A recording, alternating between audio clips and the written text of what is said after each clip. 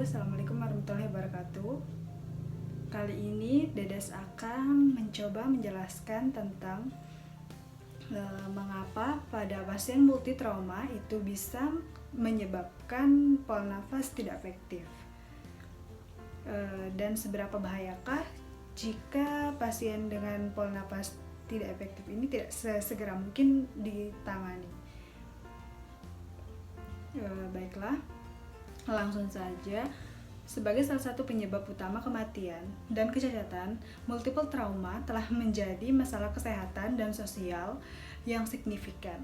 Multiple trauma adalah keadaan yang disebabkan oleh kecelakaan lalu lintas. Trauma yang terjadi biasanya melibatkan beberapa regio. Nah, penanganan secara sistematis sangat penting dalam pelaksanaan pasien dengan multiple trauma. Perawatan penting yang menjadi prioritas adalah mempertahankan jalan nafas dan memastikan pertukaran udara secara efektif. Nah, apa itu pola nafas tidak efektif? Pola nafas tidak efektif adalah ventilasi atau pertukaran udara, baik itu pada saat inspirasi ataupun ekspirasi yang tidak efektif atau tidak adekuat. Nah, selanjutnya yaitu terdapat pathway mengapa pasien multiple trauma bisa mengalami pola nafas tidak efektif. Nah, seperti pada kasus yaitu Tuan M mengalami kecelakaan lalu lintas. Nah, pada kasus pasien mengalami trauma abdomen, fraktur pada tungkai, dan trauma pada kepala. Nah, sedangkan trauma kepala itu sendiri bisa menyebabkan cedera pada otak. Setelah cedera pada otak, cedera pada jaringan otak dan menyebabkan kerusakan neuromuskular. Setelah terjadi kerusakan neuromuskular, maka bisa terjadi obstruksi tracheobronchial. Nah, obstruksi tracheobronchial ini dapat menyebabkan pola nafas tidak efektif. Keadaan seperti ini, jika tidak sesegera mungkin ditangani, tentu akan berakibat fatal pada pasien multiple trauma. Salah satu intervensi yang dapat kita berikan yaitu pada pasien dengan pola nafas tidak efektif adalah dengan pemberian oksigen. Nah, baiklah. Di sini kita akan menjelaskan alat-alat dari pemasangan oksigen itu sendiri. Tapi kita harus mengetahui apa itu terapi oksigenasi. Terapi oksigenasi adalah tindakan pemberian aliran oksigen kepada pasien sesuai dengan kebutuhan dan indikasi tertentu. Tujuannya untuk apa? Tujuannya adalah untuk mencegah hipoksia dan kekurangan oksigen dalam aliran tubuh. Lalu selanjutnya adalah untuk mengurangi beban kejar alat nafas, terutama jantung dan paru-paru. Selanjutnya yaitu pengenalan alatnya. Jangan lupa sebelum menyentuh alat kita mencuci tangan dulu ya. Jika memakai peralatan atau jam, cincin dibuka terlebih dahulu. Selanjutnya kita mencuci tangan.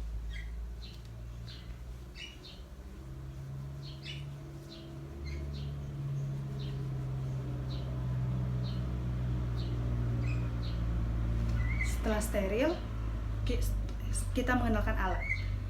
Yang pertama, nasal kanul. Nasal kanul ini kecil. Cara pemasangannya itu diberi masukkan ke hidung yang hanya bisa memberikan konsentrasi oksigen sebesar 20-40% dengan laju 1-6 liter per menit. Selanjutnya itu adalah simple mask. Simple mask ini adalah yang paling sering digunakan karena dia bisa memberikan konsentrasi oksigen 40-60% dengan aliran 5-8 liter per menit. Selanjutnya yaitu adalah rebreathing mask. Rebreathing mask ini hampir mirip dengan simple mask, tetapi terdapat kantong udara. Nah, bisa mengalirkan oksigen dengan konsentrasi 60 sampai dengan 80% dengan aliran oksigen 8 sampai 12 liter per menit. Yang terakhir yaitu adalah non-rebreathing mask. Hampir mirip dengan rebreathing mask, bedanya itu terdapat katup. Ada tutup katupnya. Nah, dapat mengalirkan konsentrasi oksigen 80 sampai dengan 100% dengan aliran 10 sampai 12 liter per menit. Baiklah, itu adalah alat-alat atau masker mamas yang bisa digunakan untuk memasang oksigen. Nah, selain mask tadi atau nasal kanul tadi, terdapat masker mamas yang bisa digunakan untuk memasang oksigen. Nah, selain mask tadi atau nasal kanul tadi, selanjutnya yaitu kita harus memperhatikan isi oksigen. Jadi, isi oksigen pastikan ada. Selanjutnya itu nanometer, yaitu untuk mengetahui kadar oksigen dalam tabung. Selanjutnya yaitu flow meter yaitu untuk mengatur kecepatan aliran, apakah kita menggunakan 1 liter, 2 liter, dan seterusnya. Selanjutnya yaitu humidifier adalah berisi cairan atau bisa menggunakan aquades atau air mineral yang steril atau bersih. Batasnya itu tidak boleh melebihi garis pada humidifier, karena ketika melebihi garis bisa menyebabkan air masuk ke dalam saluran napas pasien. Tujuan air itu adalah untuk melembabkan jalan nafas. Baiklah, selanjutnya itu bagaimana cara pemasangan oksigen. Cara pemasangan oksigen yaitu yang pertama, kita harus melihat bagaimana kondisi pasien sebelum memasangkan oksigen. Kita tidak bisa hanya memprediksi karena pernapasan pasien saja, tetapi kita harus juga melihat saturasi oksigen dari pasien ini. Tidak cukup dengan frekuensi dan pada saat klien mengalami sesak napas saja. Setelah kita lihat saturasi oksigennya, yaitu normalnya itu 96 sampai dengan 100%. Dan selanjutnya itu jika sudah normal, saturasi oksigennya itu bisa dilihat dengan pulse oximetry, yaitu bisa dipasangkan pada perifer, yaitu ujung-ujung jari tangan atau ujung jari kaki.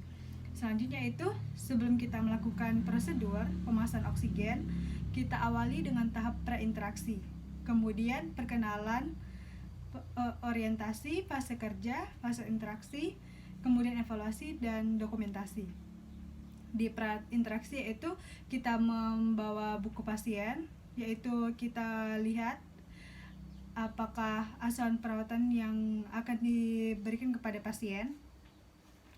Setelah itu siapkan juga alat yang akan digunakan. Terdapat nasal kanul atau yang diperlukan. Selanjutnya itu kapas alkohol atau yang digunakan untuk membersihkan. Selanjutnya itu tentunya tabung oksigen. Biasanya tabung oksigen, atau terdapat juga biasanya di rumah sakit itu ada juga yang langsung di dinding oksigennya. Selanjutnya yaitu kita akan memberikan saran terapeutik. Assalamualaikum Bapak, perkenalkan Pak, saya Dede Sapitra, saya perawat yang dinas pada siang hari ini. Saya baca dari status pasiennya, Bapak mengalami sesak ya Pak ya. Bapak mengalami sesak, betul? Baiklah Bapak, berhubung Bapak mengalami sesak, hari ini kita akan melakukan pemasangan oksigen ya Pak ya. Nah, pemasangan oksigen ini adalah bertujuan untuk membantu proses bernapas agar pernapasan Bapak tidak berat atau tidak sesak lagi. Apakah Bapak bersedia? Baik, jika Bapak bersedia, kita akan mulai. Waktunya kurang lebih 10 menit. Nanti jika ada yang ingin ditanyakan, boleh Bapak tanyakan ya Pak ya. Apakah sudah jelas Bapak? Baik, sebelumnya saya akan mencuci tangan terlebih dahulu. Setelah mencuci tangan, saya akan memakai hand squat. Setelah itu saya mencuci tangan.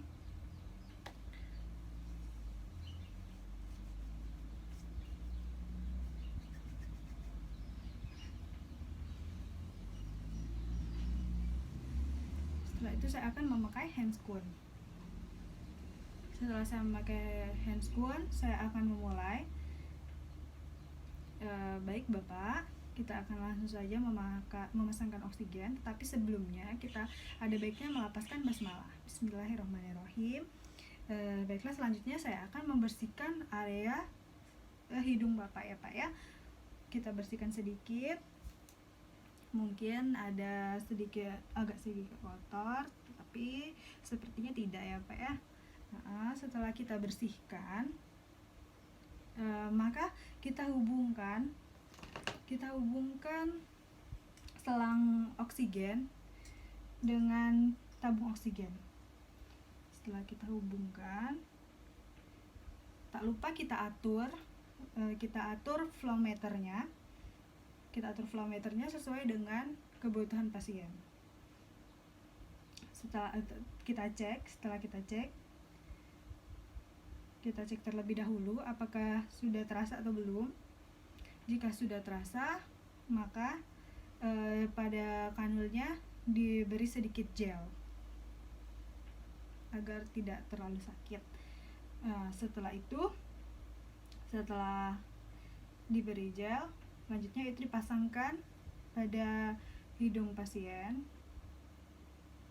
dan talinya dipasangkan di kepala pasien. Jangan sampai talinya ini membuat pasien tidak nyaman atau kesakitan.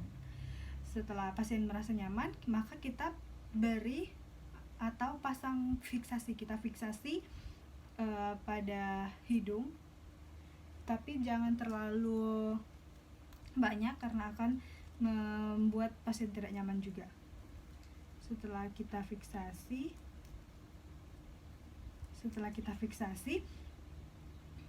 selanjutnya itu tanyakan perasaan pasien setelah dipasang oksigen. Bapak, bagaimana? Apakah harus kita tambah lagi Pak oksigennya atau sudah cukup melegah? Ya baik, jika sudah cukup lega, maka kita akan merapikan ya Pak ya, dirapikan. Nanti jika oksigennya sudah tidak terasa atau sudah tidak memerlukan oksigen lagi, Bapak bisa lapor ke nurse station atau ruang perawat ya Pak ya. Selanjutnya setelah dievaluasi kepada pasien, kita evaluasi juga saturasi oksigen pasien. Jika saturasi oksigen pasien sudah normal, yaitu minimal 95% atau lebih, itu 95 sampai dengan 100%, maka saturasi oksigennya sudah normal. Setelah kita memasangkan oksigen, kita kembali ke ruangan untuk mendokumentasikan. Yang didokumentasikan itu apa saja, yaitu selang, jenis selang yang diberikan kepada pasien, konsentrasinya berapa liter, tidak lupa juga identitas pasien. Baiklah, tetapi sebelumnya kita bereskan alat terlebih dahulu. Setelah dirapikan pasien, selanjutnya kita membereskan alat. Setelah kita membereskan alat, kita kembali mengucapkan salam. Baik Bapak, setelah kita melakukan tindakan pemasangan oksigen pada hari ini, ada baiknya kita melapaskan hamdalah. Alhamdulillahirabbil alamin. Baik Bapak, saya Perawat Dedes. Jika saya terdapat kata-kata yang salah, saya mohon ampun pada Allah. Saya mohon maaf pada Allah, saya mohon ampun. Saya akhiri. Wassalamualaikum warahmatullahi wabarakatuh. Terima kasih Bapak. Baik, selanjutnya itu saya akan kembali ke ruangan. Sebelum kembali ke ruangan, saya akan mencuci tangan terlebih dahulu. Saya akan mencuci tangan terlebih dahulu.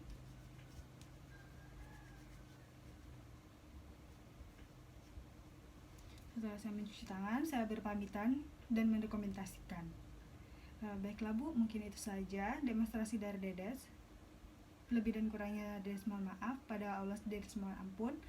Wabillahi taufiq wal hidayah. Wassalamualaikum warahmatullahi wabarakatuh.